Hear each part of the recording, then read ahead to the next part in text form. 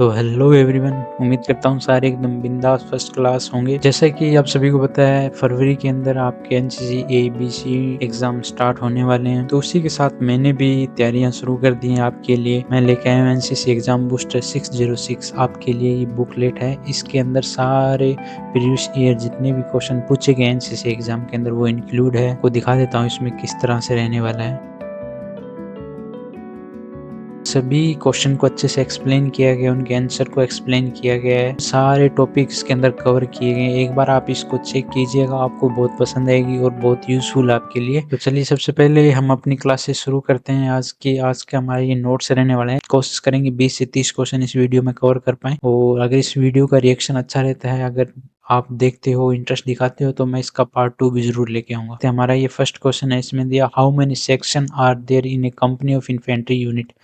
पैदल सेना की एक कंपनी में कितने सेक्शन होते हैं? तो सेक्शन आपको पता है, एक सेक्शन में कितने 10 सोल्जर्स होते हैं। तो एक कंपनी ऑफ इन्फेंट्री के अंदर कितने सेक्शन होते हैं? तो इसमें होगा, आंसर होगा हमारा 10। नेक्स्ट क्वेश्चन पे चलते हैं। What is the calibre of RL rocket launcher होती है, उसको कितने कैलिबर की होती है?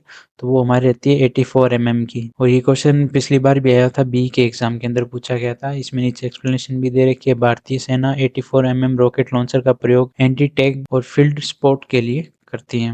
नेक्स्ट क्वेश्चन की तरफ हम चलते हैं। ATGM का पूरा नाम क्या है? Terror guide missile, anti tank guided missile, anti task group missile, none of this. तो इसका आंसर हमारा रहने वाला एंटी टैंक गाइडेड मिसाइल। इसका आंसर हमारा रहने वाला बी।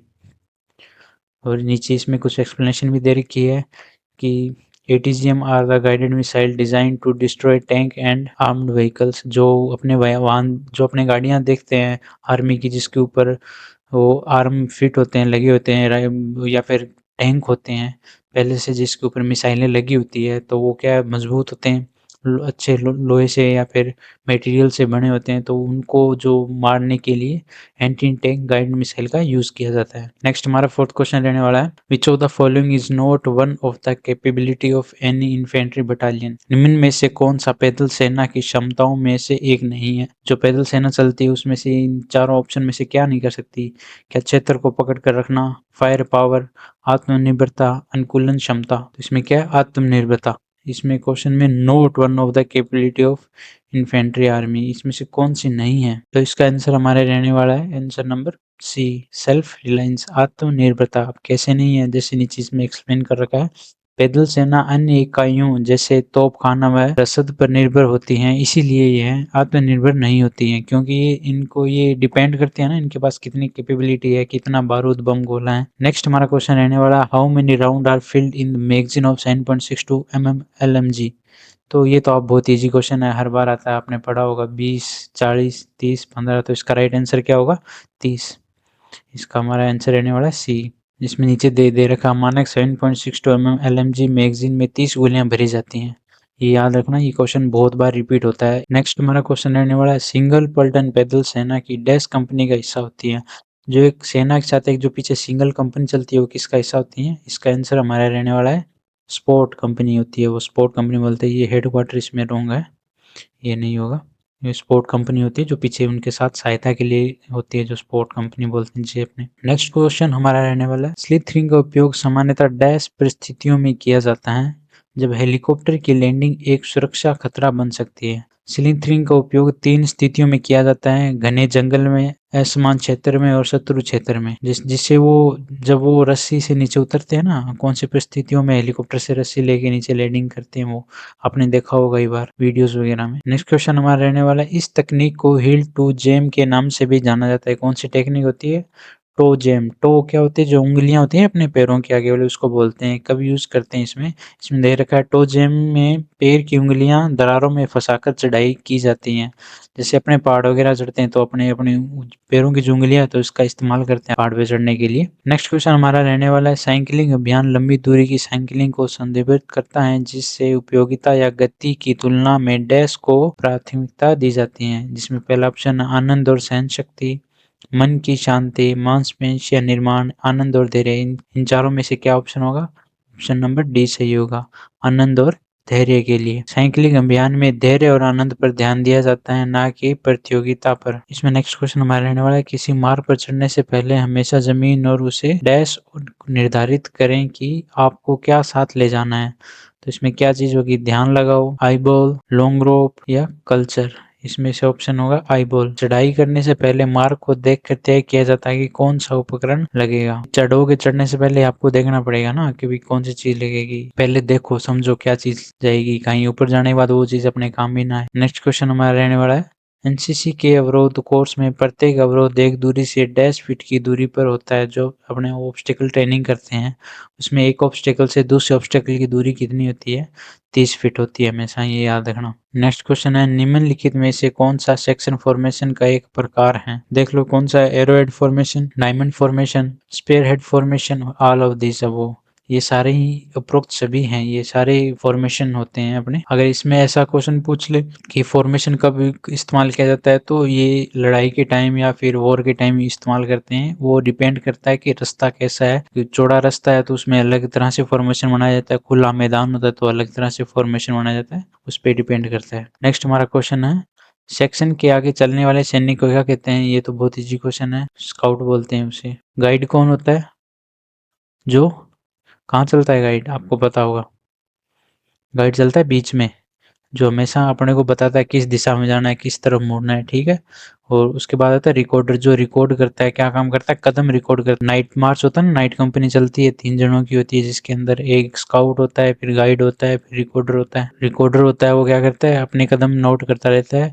अक्सर क्या होता है, कंपनी जब चलती है, जैसे 1 किलोमीटर होता है उसे पता चलता है, वो एक जमीन से उठा के एक पत्थर अपने जेब में डाल लेता है, उसका मतलब 1 किलोमीटर हो गया। और जब उनकी वो मार्च खत्म होता है तो वो जाके जेब से पत्थर निकालते और पता चल जाता है वो अब कितने किलोमीटर चले हैं। चलो नेक्स्ट क्वेश्चन पे चलते हैं अपने। वस्तुओं की दृश्यता का निर्धारण किन चीजों से किया जाता है। Visibility of things be determined, texture के, बनावट के आधार पर, चमक के आधार पर, आकार के आधार पर, उपरोक्त सभी। मतलब किसी चीज को अपने कैसे देख के अपने निर्धारण कर सकते हैं ये क्या चीज है, तो ये सभी चीज होती है। जैसे उसका टेक्सचर हो कभी मैटर करता है, उसकी चमक भी मैटर करती है, उसकी आकार भी मैटर करता है। तो इसमें क्या होगा, ऑल ऑफ दीज। जैसे इसमें दिख रहा है, किसी वस्तु की दृश्यता उसके आकार, बनावट और चमक पर निर्भर करती है। ये सभी चीजें निर्धारण करती है कि वह कितनी आसानी से दिखाई देगी। आपने एनसीसी में पढ़ा होगा कि इतने मीटर पे उसका सर दिखाई देता है, इतने मीटर पे उसकी बॉडी दिखाई देती है, और कुछ किलोमीटर जाने के बाद वो बंदा बिंदु के आकार में दिखाई देता है। नेक्स्ट क्वेश्चन हम चलते हैं, मैदानी कौशल का सबसे महत्वपूर्ण निर्माण क्या है। Most important rule of field craft. Field craft के नाम से आप समझ के होगी किस पे होगी, फील्ड के अंदर होगी, मैदान के अंदर जो करते हैं अपने। जैसे कि इसमें छिपे रहना और मौन रहना, आदेश का पालन करना, हमेशा चलते रहना, या हमेशा योजना बनाना। ऑप्शन हमारा सही होने वाला है ए, छिपे रहना और मौन रहना। क्योंकि फील्ड क्राफ्ट एक ऐसी जिसके अंदर आप जितना छुपते हो दुश्मन से, जितना बच के रहते हो, उतना ही आप सेफ रहते हो। डैश में आप अपने हथियार की फोरसाइट की ब्लेड की मदद से दूरी का अनुमान लगाते हैं। फोरसाइट क्या होता है, जो जैसे स्कोप बोलते हैं जिसे, जैसे पुराने जो मॉडल होते हैं उसमें क्या होती थी, फोरसाइट लगी होती थी ऊपर की तरफ, तो मिलाना होता है ना बैक साइड और फोरसाइट टिप को, तभी तो टारगेट लेते हैं। इसमें क्या होता है, ऑप्शन दे रखा है, राइफल मेथड, राइफल विधि, फोरसाइट विधि, ब्लेड विधि, उपस्थित विधि। तो इसमें क्या होगा, फोरसाइट मेथड, क्योंकि फोरसाइट टिप को देखना है अपने को, फोरसाइट टिप से मिलाना है हथियार की।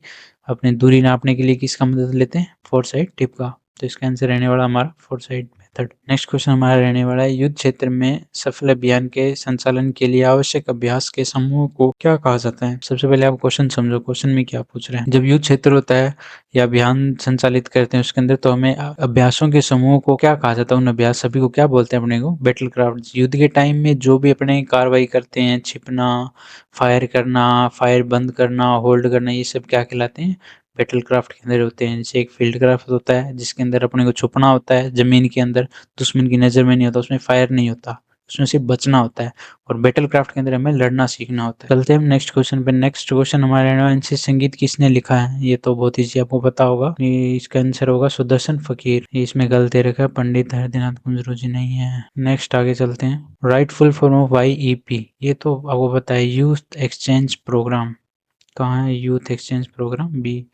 ये एक कैंप होता है आपका, YEP प्रोग्राम होता है जिसके अंदर आप दूसरे देश में जाते हो, जैसे नेपाल, से कैडेट इधर आते हैं, इंडिया कैडेट नेपाल जाते हैं, इस तरह से होता है। नेक्स्ट है the girl cadet instructor GCI in NCCR staff by, किसके द्वारा आती है GCI? Central government, state government, university, ये किसके द्वारा आते हैं? सेंट्रल गवर्नमेंट द्वारा होते हैं। GCI होता है ना, गर्ल कैडेट इंस्ट्रक्टर, जैसे PI होता है उसी तरह GCI भी होते हैं, जो लेफ्टिनेंट की रैंक के ऊपर होते हैं, 2 स्टार होते हैं उनके। नेक्स्ट क्वेश्चन हमारा रहना है how many spokes are there in national flag? Spokes जो तिल्लियां होती है ध्वज में कितनी होती है? 24 होती हैं। और इसके बारे में आपको डिटेल जानना है कि ये क्या बताती है, तो ये दिन के 24 आवर को बताती है, तो आप इस एक्सप्लेनेशन में देख सकते हो, लिखा हुआ है, अच्छे से बताया हुआ है। नेक्स्ट हमारा ये क्वेश्चन रहने वाला है राइटफुल फॉर्म ऑफ EBSP, एक भारत श्रेष्ठ भारत, ये भी कैंप रहता है हमारा, ऑप्शन नंबर ए। अब चलते हैं नेक्स्ट क्वेश्चन के ऊपर। नेक्स्ट क्वेश्चन हमारा रहना है what is the positive attitude, सकारात्मक दृष्टिकोण क्या है? ये क्वेश्चन आपके लिए, आप इसका जवाब कमेंट कीजिएगा, जो आपको सही लगे। ऑप्शन आपको एक बार मैं बता देता हूँ। कठिनाइयों की उपेक्षा करना, समाधान पर ध्यान केंद्रित करना, बार बार शिकायत करना, या निराशावादी महसूस करना। जो ऑप्शन आपको सही लगे वो उनमें से मेरे को कमेंट कीजिएगा और बताइएगा। और वीडियो कैसी लगी, अगर नेक्स्ट पार्ट चाहिए इस वीडियो का तो आप मेरे को कमेंट कीजिएगा। मेरी वीडियो में आपको कंटेंट वही मिलेगा जो क्वेश्चन आपके एग्जाम ओरिएंटेड है, ना कि रिपीटेड मिलेगा, बार बार पॉइंट टू टू के बारे में पूछना, इंसास के बारे में पूछना। अपने इस वीडियो के माध्यम से आपको वही चीज़ पढ़ाएंगे जो आपके इम्पोर्टेंट है आपके लिए। और जैसा बुक का आपको मैंने बताया था, वो आप बुक एक बार देख लेना। जिसको अगर परचेज करनी है वो, तो वो आप मुझे इंस्टाग्राम आईडी है udi.in.ncc के ऊपर आप मेरे को DM कर सकते हो। मेरे से वहाँ से आप कांटेक्ट कर सकते हो, बुक के रिलेटेड कुछ भी पूछना हो आपको। बाकी आप कमेंट कर सकते हो। मिलते हैं नेक्स्ट वीडियो में, तब तक के लिए जय हिंद।